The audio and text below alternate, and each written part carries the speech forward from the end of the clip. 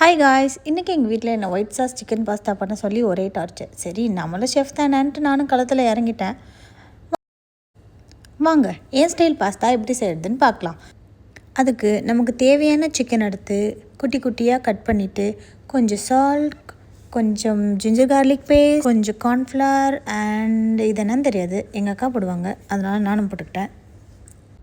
போட்டு நல்லா மிக்ஸ் பண்ணிகிட்டே இருக்கலாம். ஆக்சுவலி இதை முன்னாடியே மேரினேட் பண்ணியிருக்கலாம். நான் ரொம்ப பிஸியாச்சே, மறந்துட்டேன்.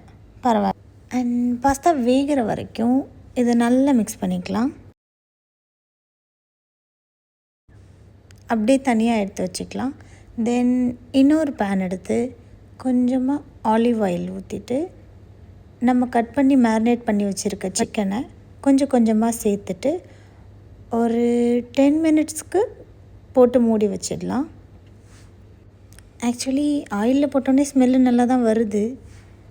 பாஸ்தாவும் நல்லா வரும் தான் நினைக்கிறேன். தென் இது ஒரு சைடு வெந்ததுக்கப்புறம் அப்படியே திருப்பி போட்டு மறுபடியும் வேக வச்சு எடுத்துக்கலாம். ஆக்சுவலி இது வெந்துருச்சு, ஆனால் நமக்கு போர் அடிக்கிறதுனால நம்ம போட்டு மறுபடியும் மிக்ஸ் பண்ணிகிட்டே இருக்கலாம். அண்ட் மிக்ஸ் பண்ண இந்த சிக்கனையும் தனியாக எடுத்து வச்சுட்டு சேம் பேனை மறுபடியும் யூஸ் பண்ணிக்கலாம். ஏன்னா நம்மளே வாஷ் பண்ண விட்டுருவாங்க. சேம் பேனில் பட்டர் போட்டு கொஞ்சம் சின்ன சின்னதாக கட் பண்ண கார்லிக் போட்டு நல்லா சாட்டே பண்ணிக்கலாம்.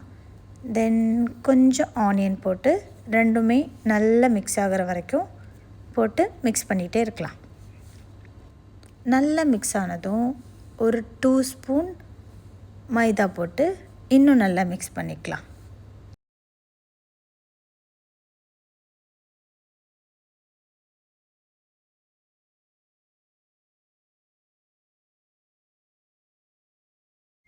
இதில் ஒரு கிளாஸ் மில்க் சேர்த்து நல்லா மிக்ஸ் பண்ணிக்கலாம். அதில் கம்ப்ளீட்டாக அந்த மைதா கரையணும்.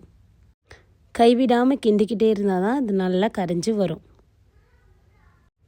அதனால் கொஞ்சம் கைவிடாமல் நம்ம இது கலந்துக்கிட்டே இருக்கணும்.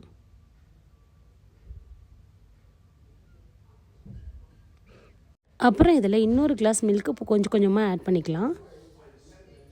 திரும்ப அதே மாதிரியே மிக்ஸ் பண்ணிக்கலாம். நல்லா கம்ப்ளீட்டாக இது பைண்ட் ஆகட்டும். அது வரையும் நல்லா கைவிடாமல் மிக்ஸ் பண்ணிக்கிட்டே இருக்கணும். இப்போ நல்லா இந்த டெக்ஸ்சருக்கு வந்ததும்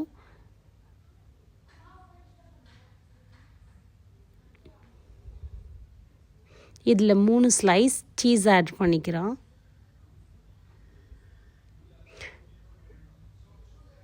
அப்புறம் வேக வச்சுருக்க பாஸ்தாவை ஆட் பண்ணிக்கலாம். ஆட் பண்ணி லைட்டாக மிக்ஸ் பண்ணிக்கலாம். வேக வச்சுருக்க சிக்கன் அண்டு கொஞ்சம் ஃப்ரெஷ் க்ரீம் ஆட் பண்ணிக்கலாம். தென் எல்லாம் நல்லா மிக்ஸ் பண்ணி